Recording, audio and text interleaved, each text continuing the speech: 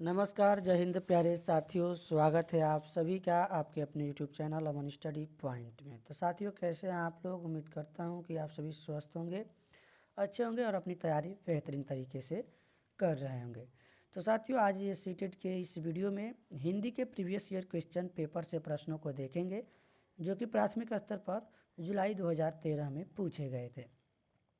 तो चलिए शुरू करते हैं वीडियो को, और वीडियो में पूरे अंत तक बने रहिएगा। तो साथियों, आपके स्क्रीन पर आप लोग देख पा रहे हैं, यहाँ पर सबसे पहले गद्यांश दिया गया है, जिसको पढ़कर सबसे उचित विकल्प का चयन करना है। तो एक बार थोड़ा सा हम लोग इस गद्यांश को देख लेते हैं, ताकि इसी के आधार पर हमको प्रश्न देखना है। आप लोग चाहें तो पहले प्रश्न को देखकर फिर इसमें गद्यांश में आंसर ढूंढ सकते हैं। भी शब्द पूछा गया है क्या है, तो ये निपात है भी शब्द। चलिए पहले हम लोग एक बार गद्यांश को पढ़ लेते हैं, उसके बाद से प्रश्नों को देखेंगे। और निपात से प्रश्न हमको लग रहा है 2-3 बार रिपीट हो चुका है सीटेट में। तो चलिए देखते हैं। समाज में पाठशालाओं, स्कूलों अथवा स्कूलों की शिक्षा की दूसरी दुकानों की कोई कमी नहीं है। छोटे से छोटे बच्चों को माँ बाप स्कूल भेजने की जल्दी करते हैं। 2-2.5 साल के बच्चे को भी स्कूल में बिठाकर आ जाने का आग्रह भी हर घर में बना हुआ है। तो यही भी पूछा गया है। भी जो है निपात है, ही भी निपात है। ऐसे जब आता है तो निपात पे प्रश्न पूछा गया है आपके पहले प्रीवियस ईयर क्वेश्चन पेपर में।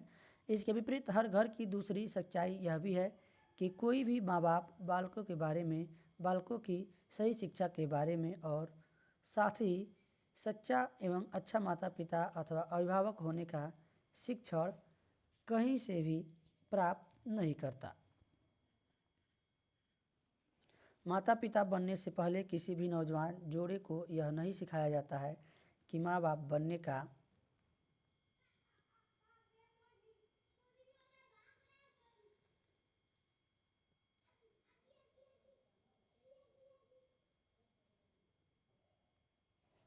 थोड़ा सा स्क्रीन को बड़ा कर लिया जाए ताकि अक्षर स्पष्ट दिख सकें। यह नहीं सिखाया जाता है कि अच्छे और सच्चे दाम्पत्य, माता पिता बनने से पहले किसी भी नौजवान को यह नहीं सिखाया जाता है कि माँ बाप बनने का क्या अर्थ है। इससे पहले किसी भी जोड़े को यह नहीं सिखाया जाता है कि अच्छे और सच्चे दाम्पत्य की शुरुआत कैसे की जानी चाहिए। पति पत्नी होने का अर्थ क्या है, यह भी कोई नहीं बताता। परिणाम साफ है कि जीवन शुरू होने से पहले ही घर टूटने बिखरने लगते हैं। घर बसाने की साला न आज तक कहीं खुली है और न खुलती दिखती है। समाज और सत्ता दोनों या तो इस संकट के प्रति सजग नहीं हैं या फिर इसे अनदेखा कर रहे हैं। तो साथियों, ये था गद्यांश। अब हम लोग देखेंगे प्रश्नों को और उसके आंसर को। तो कह रहा है कि भी शब्द क्या है? क्रिया है, क्रिया नहीं है, क्रिया विशेषण है, संबंधवाचक है, कुछ नहीं है। क्या है? ये निपात है। ऑप्शन डी इसका सही जवाब हो जाएगा। अगला प्रश्न है आप सभी की स्क्रीन पर। इसके विपरीत हर घर की दूसरी सच्चाई यह भी है कि सुक्ति वास्तविकता या फिर सदवचन, यानी दूसरी सच्चाई पूछा गया है। तो दूसरी सच्चाई मतलब उसकी वास्तविकता यह है, यह भी है कि, तो यही पूछा गया है कि दूसरी सच्चाई का अर्थ क्या है, तो वास्तविकता। ऑप्शन सी इस प्रश्न का सही जवाब हो जाएगा। अगला प्रश्न साथियों कि घर के टूटने बिखरने का मुख्य कारण क्या है। तो अभी हम लोगों ने गद्यांश में पढ़ा कि घर के टूटने बिखरने का कारण है दाम्पत्य का अर्थ न जानना। जब उसका अर्थ ही नहीं समझ पाएंगे तो जो दाम्पत्य का जीवन है या फिर जो संबंध है उसको हम कैसे निभा पाएंगे। तो ऑप्शन सी सही जवाब हो जाएगा। अगला प्रश्न है कि हर घर में किस चीज़ का आग्रह बना हुआ है। तो गद्यांश में हम लोगों ने देखा कि हर घर में किस चीज़ का आग्रह बना हुआ है। वहाँ पर बहुत छोटे से बच्चे को क्या कर रहे हैं, स्कूल में बिठाकर चले आ रहे हैं। तो स्कूल में बिठाकर आने का आग्रह बना हुआ है। ऑप्शन डी इस प्रश्न का सही जवाब है। चलेंगे अगले प्रश्न की ओर। अगला प्रश्न है कि लेखक के लिए किसका शिक्षण प्राप्त करना जरूरी है। पति पत्नी बनने का, बच्चों को किसी भी प्रकार की शिक्षा देने का, अच्छे माता पिता बनने का। ऑप्शन सी यहाँ पर सही जवाब होगा। चलेंगे अगले प्रश्न की ओर। अगला प्रश्न है साथियों आप सभी के स्क्रीन पर, और प्रश्न आपका ये कह रहा है कि माता पिता को बच्चों की सही शिक्षा के बारे में जानना क्यों ज़रूरी है। क्यों ज़रूरी है? क्योंकि जिससे बेहतर समाज का निर्माण किया जा सके। जब तक नहीं जानेंगे तब तक समाज जो है अच्छे यानी बेहतर समाज का निर्माण नहीं हो पाएगा। और कहा जाता है कि बच्चे ही क्या है, हमारे देश के भविष्य हैं, या फिर वही हमारे समाज को आगे बढ़ाएंगे। अगला प्रश्न यह है कि समाज और सत्ता किसके प्रति सजग नहीं है। तो किसके प्रति सजग नहीं है? घर बसाने की शिक्षा देने वाली शाला खोलने के प्रति। शाला का मतलब वही पाठशाला, शिक्षा देने वाला। तो ऑप्शन सी यहाँ पर सही जवाब हो जाएगा। अगला प्रश्न है साथियों आपके स्क्रीन पर, लेखक के अनुसार सबसे पहले क्या जानना जरूरी है। तो यहाँ पर गद्यांश में लेखक के अनुसार सबसे पहले दाम्पत्य की शुरुआत कैसे की जानी चाहिए, यह जानना जरूरी है। तो ऑप्शन ए यहाँ पर सही जवाब हो जाएगा। अगला प्रश्न है कि माता पिता शब्द युग्म है, सार्थक निरर्थक शब्द युग्म, सार्थक शब्द युग्म, निरर्थक शब्द युग्म, या फिर पूर्वरूवत शब्द युग्म। तो साथियों आपका यहाँ पर सही जवाब हो जाएगा सार्थक शब्द युग्म। ऑप्शन बी के साथ आंसर लगाएंगे। चलेंगे अगले प्रश्न की ओर। अगला प्रश्न साथियों यहाँ पर नीचे पंक्तियाँ दी गई है, इसको पढ़कर सबसे उचित विकल्प का चयन करना है। तो पंक्तियाँ दी गई है, पूछो किसी भाग्यवादी से यदि विधि अंक प्रबल है, पद पर क्यों देती न स्वयं, वसुधा निज रतन उगल है।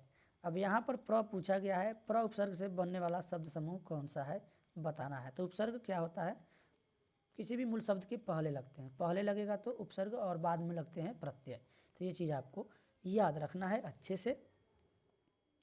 तो यहाँ पर साथियों आपका जो सही जवाब जाएगा, यहाँ पर देखेंगे भाव में प्र जोड़ेंगे तो क्या हो जाएगा, प्र पहले जुड़ रहा है, हमने अभी बताया प्र उपसर्ग पहले जुड़ते हैं, प्रभाव हो जाएगा। देश में प्र जोड़ेंगे तो क्या हो जाएगा, प्रदेश। और पत्र में अगर पहले प्र जोड़ेंगे तो प्रपत्र हो जाएगा, यानी ऑप्शन डी हमारा सही जवाब हो जाएगा।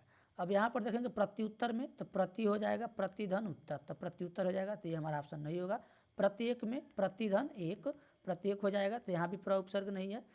प्रसाद में साध में यहाँ पर कोई अर्थ नहीं, प्रत्येक यहाँ भी आ गया, इसलिए डी के साथ आंसर लगाएंगे।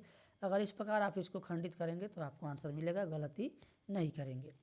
कवि ने किसकी महिमा का खंडन किया है, रत्नों का, विधि के विधान का, भाग्यवाद का, या फिर वसुधा का। तो यहाँ पर कवि ने भाग्यवाद का महिमा का खंडन किया है। ऑप्शन सी इस प्रश्न का सही जवाब है। कह रहा है कि विधि अंक से क्या तात्पर्य है। विधि अंक यानी न्यायवादी, न्यायांक, विधाता, लिखा होना, या फिर भाग्य का लिखा होना। तो साथियों यहाँ पर जो है विधि अंक से तात्पर्य है विधि का, भाग्य में जो लिखा हुआ है। ऑप्शन डी यहाँ पर सही जवाब हो जाएगा। अगला प्रश्न आपका ये रहा कि कवि के अनुसार यदि भाग्य ही सब कुछ होता तो क्या होता। तो यहाँ पर साथियों कवि के अनुसार अगर भाग्य ही सब कुछ होता तो धरती स्वयं ही रत्न रूपी संपत्ति उगल देती, यानी किसी को परिश्रम मेहनत करना ही नहीं पड़ता। तो ऑप्शन डी यहाँ पर सही जवाब हो जाएगा। अगला प्रश्न आपका ये रहा कि तुकबंदी के कारण कौन सा शब्द बदले हुए रूप में प्रयुक्त हुआ है, उगल, रतन, प्रबल, या फिर स्वयं। यानी बदले हुए रूप में यहाँ पर किसका प्रयोग हुआ है, इसमें तुकबंदी के कारण यहाँ पर रतन। ऑप्शन बी, रत्न को हम लोग शुद्ध रूप में क्या लिखते हैं, रत्न, ये इसका शुद्ध रूप होता है, तत्सम होता है, ये तद्भव है रतन। तो बी के साथ आंसर लगाएंगे। चलेंगे अगले प्रश्न की ओर। इनमें से कौन सा वसुधा का समानार्थी है। तो वसुधा यानी वसुंधरा, पृथ्वी। तो यहाँ पर कौन सा हमारा सही जवाब होगा साथियों, देखेंगे option B Vasundhara. Option B के साथ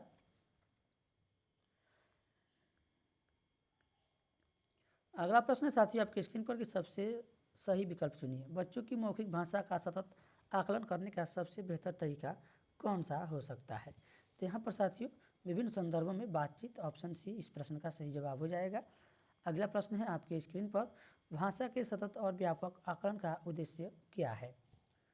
तो साथियों इसका सही जवाब होगा ऑप्शन सी, भाषा में सतत और व्यापक आकलन का उद्देश्य है भाषा के मौखिक और लिखित रूपों का प्रयोग की क्षमता का आकलन करना। ऑप्शन सी सही जवाब हो जाएगा। तो साथियों अगला प्रश्न है आप सभी के स्क्रीन पर, भाषा कक्षा में विभिन्न दृश्य श्रव्य साधनों का उपयोग का उद्देश्य नहीं है, यानी कौन सा उद्देश्य नहीं है ये पूछा गया है। तो है वाला ऑप्शन आप लोग मत लगाइए। आधुनिक तकनीकी को कक्षा में लाना सही है, सभी प्रकार के बच्चों की आवश्यकताओं को ध्यान में रखना ये भी सही है, ये भी उद्देश्य है। सीखने सिखाने की प्रक्रिया को रुचिकर बनाना ये भी उद्देश्य है, जबकि विद्यालय प्रमुख के निर्देशों का पालन करना यह उद्देश्य नहीं है। इसलिए ऑप्शन डी हमारा सही होगा, क्योंकि ऑप्शन में पूछा गया है कौन सा उद्देश्य नहीं है। तो चलिए देखते हैं अगले प्रश्न को। पाठ्य पुस्तक की भाषा बच्चों की घर व समुदाय की भाषा से मिलती जुलती होनी चाहिए, तत्समय प्रधान होनी चाहिए, तद्भव प्रधान होनी चाहिए। यहाँ पर सटीक आंसर हमारा ए हो जाएगा, ऑप्शन ए। बच्चों की घर व समुदाय की भाषा से मिलती जुलती होनी चाहिए, क्योंकि वह अपने घर से वो भाषा पहले से सीखे होते हैं, उनके ध्यान में होता है, पहले से उसका ज्ञान होता है, उस आधार पर वो लोग आगे की अध्ययन को आसानी से कर पाएंगे या फिर अच्छे से सीख पाएंगे। भाषा यहाँ पर पूछा कि प्राथमिक स्तर पर भाषा सिखाने का क्या तात्पर्य है। भाषा वैज्ञानिक तथा स्पष्ट करना, भाषा का व्याकरण सिखाना, व्याकरण आय प्राथमिक स्तर पर क्रॉस कर दीजिए, उच्च स्तरीय साहित्य पढ़ाना, ये भी देखिए भाषा का प्रयोग सीखना, ऑप्शन डी सबसे सटीक आंसर। डी के साथ आंसर लगाइए, तो डी हमारा सही जवाब हो जाएगा। चलेंगे अगले प्रश्न की ओर। अगला प्रश्न है आपके स्क्रीन पर कि घर की भाषा और विद्यालय में पढ़ाई जाने वाली भाषा देखिए कह रहा है कि सदैव टकराहट से गुजरती है। टकराहट दिया गया है, ये हम लोग आंसर नहीं लगाएंगे, निगेटिव है। सदैव समान होती है, समान हो सकती है। सदैव अलग अलग दिया गया है, नहीं करेंगे। समान हो सकती है, यहाँ पर ऑप्शन सी इस प्रश्न का सही जवाब होगा। चलेंगे अगले प्रश्न की ओर। तो साथियों अगला प्रश्न है आपकी स्क्रीन पर, प्राथमिक स्तर पर हिंदी भाषा शिक्षण के लिए सबसे अधिक महत्वपूर्ण क्या है। तो सबसे महत्वपूर्ण है साथियों भाषा प्रयोग के अवसर देना, ऑप्शन ए इस प्रश्न का सही जवाब होगा। चलेंगे अगले प्रश्न की ओर। साथियों हमने कहा था कि प्राथमिक स्तर के लिए मैथ की वीडियो भी आपके लिए यहाँ पर उपलब्ध कराया जाएगा, तो जल्दी देखने को मिलेगा। परीक्षा के पहले कराने से पहले हो सकता है आप लोग भूल जाएं, इसलिए परीक्षा के थोड़ा नज़दीक आने के समय हम लोग मैथ के प्रश्नों को देखेंगे, ताकि परीक्षा के समय आपको कुछ कुछ याद रहेगा, जहाँ से आपके कुछ प्रश्न वहाँ पर सॉल्व हो जाएंगे। तो चलिए देखते हैं प्रश्न को। अगला प्रश्न है आपकी स्क्रीन पर कि हिंदी प्रयोग के विविध रूपों को जानने के लिए सर्वाधिक उपयोगी साधन कौन सा हो सकता है। तो यहाँ पर बाल साहित्य का विविध उपयोग, ये जो है उपयोगी साधन हो सकता है, ऑप्शन ए इस प्रश्न का सही जवाब हो जाएगा। चलेंगे अगले प्रश्न की ओर। कक्षा 1 और 2 के बच्चों के लिए आप किस तरह की कहानी का चयन करेंगे। कह रहा है कि जो बहुत छोटी हो, जिसमें बहुत सारे पात्र हों, जिसमें 2 ही पात्र हों, या फिर जिसके शब्द वाक्यों और घटनाओं का वर्णन की शैली चित्रात्मक हो। तो देखिए प्राथमिक स्तर की बात की जा रही है, और चित्र को देखकर बच्चे अच्छे से पढ़ेंगे, रुचि लेकर पढ़ेंगे, तो ऑप्शन डी यहाँ पर सही जवाब हो जाएगा। अगला प्रश्न है आपकी स्क्रीन पर, प्राथमिक स्तर पर भाषा शिक्षण की प्राथमिकता होनी चाहिए। केवल बोलकर पढ़ने की क्षमता का विकास करना, कविता और कहानी के द्वारा केवल श्रवण कौशल का विकास करना, बच्चों की रचनात्मकता और मौलिकता को पोषित करना, या फिर बच्चों की चित्रांकन क्षमता का विकास करना। तो साथियों यहाँ पर आपका सही जवाब हो जाएगा बच्चों की रचनात्मकता और मौलिकता को पोषित करना, ऑप्शन सी के साथ आंसर लगाएंगे। चलेंगे अगले प्रश्न की ओर। पढ़ने का प्रारंभ कहाँ से होना चाहिए, ये पूछा गया है। तो अर्थपूर्ण सामग्री से होना चाहिए, ऑप्शन डी इस प्रश्न का सही जवाब होगा। चलेंगे अगले प्रश्न की ओर। कह रहा है कि भाषा के बारे में कौन सा कथन उचित है, ये पूछा गया है। तो कौन सा कथन उचित है। भाषा नियमबद्ध क्या है, एक व्यवस्था है। तो साथियों यहाँ पर सही जवाब हो जाएगा हमारा ऑप्शन सेकेंड, भाषा क्या है, एक नियमबद्ध व्यवस्था है। चलेंगे अगले प्रश्न की ओर।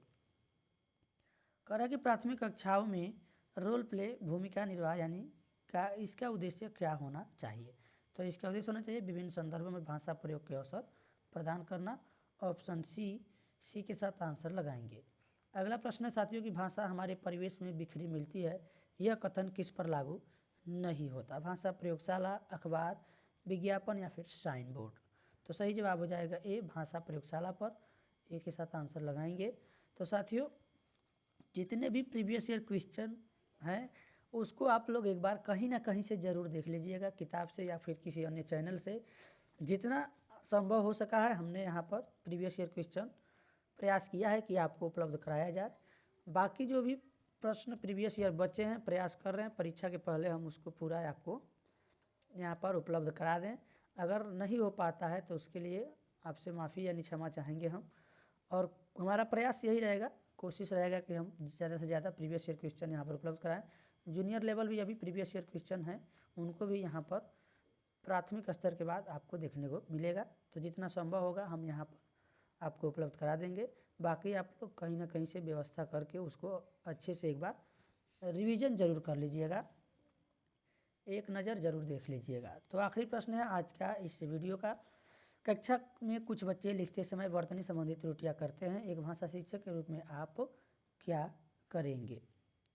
तो साथियों देखिए, शब्दों का सही रूप लिखते हुए बच्चों को दोनों तरह के शब्दों का अवलोकन करके अंतर पहचानने का अवसर शब्द आ गया, यानी पॉजिटिव है। उन्हें सख्त निर्देश नहीं देंगे, देखिए निगेटिव है, उनकी त्रुटियों को बिल्कुल ध्यान नहीं देंगे, ये भी निगेटिव है।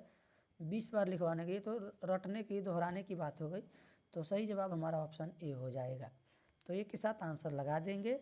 आज की वीडियो में बस इतना ही। तो साथियों, आप सभी के लिए हम इतना प्रयासरत हैं, आप भी कुछ प्रयास करिए, मेहनत करिए, ताकि आप परीक्षा में सफल हो सकें, अच्छे अंक प्राप्त कर सकें, यानी आपका स्कोर भी अच्छा हो सके।